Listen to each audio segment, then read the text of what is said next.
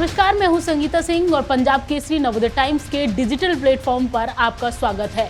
इंदौर के ट्रांसपोर्ट कारोबारी राजा रघुवंशी की हत्या के मामले में हर रोज नए नए खुलासे हो रहे हैं और नई नई थ्योरीज इस मर्डर केस को लेकर सामने आ रही हैं।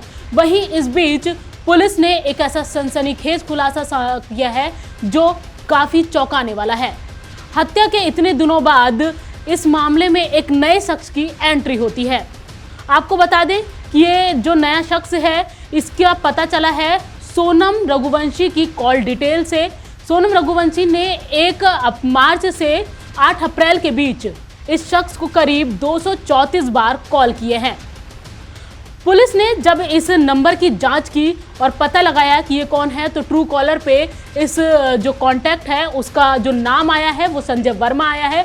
यानी कि अब पुलिस के सामने एक और नया संदिग्ध है जिसका नाम है संजय वर्मा। वहीं आपको बताएं कि इस पूरी जो हत्याकांड है इसमें पुलिस लगातार आगे जांच कर रही है, लेकिन संजय वर्मा के जो कांटेक्ट नंबर है ये पुलिस से इतने दिनों तक छूटा कैसे रह गया, ये भी कहीं ना कहीं बहुत बड़े सवाल खड़े करता है पुलिस जांच पर। उधर दूसरी तरफ जो है ये सोनम रघुवंशी को लेकर पुलिस जो है बीते दिन वहां पर जो क्राइम सीन के लिए मेन स्पॉट पर पहुंचती है, जहां पर उसके साथ जो इस हत्याकांड में शामिल राज और राज के दोस्त हैं वो भी पहुंचते हैं। इस दौरान जब पूरा क्राइम सीन रिक्रिएट किया जाता है तो पुलिस ने जो सबसे बड़ी जो खुलासा किया है वो ये किया है कि जो राजा रघुवंशी की हत्या थी वो सोनम रघुवंशी के ठीक आंखों के सामने होती है और सोनम रघुवंशी के इशारे पर ही तो राज कुशवाहा का दोस्त है आकाश वो इस पर हमला करता है। जो राजा रघुवंशी है उसकी हत्या में जो है 2 हथियार, लोकल हथियार जो थे वहां के दाव, उनका इस्तेमाल किया गया, जिनमें से एक तो पुलिस ने बरामद कर लिया है, वहीं दूसरे की तलाश अभी फिलहाल जारी है।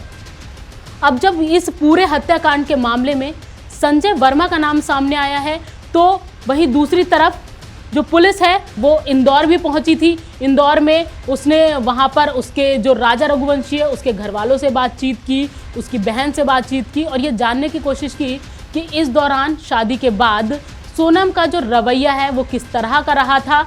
वहीं पुलिस उस कमरे में भी पहुंचती है, फ्लैट में, जो राज कुशवाहा के कहने पर उसके दोस्त आकाश ने 8 दिनों के लिए रेंट पर लिया था और यहाँ पर जो राजा रघुवंशी की हत्या के बाद सोनम रघुवंशी आकर रही थी।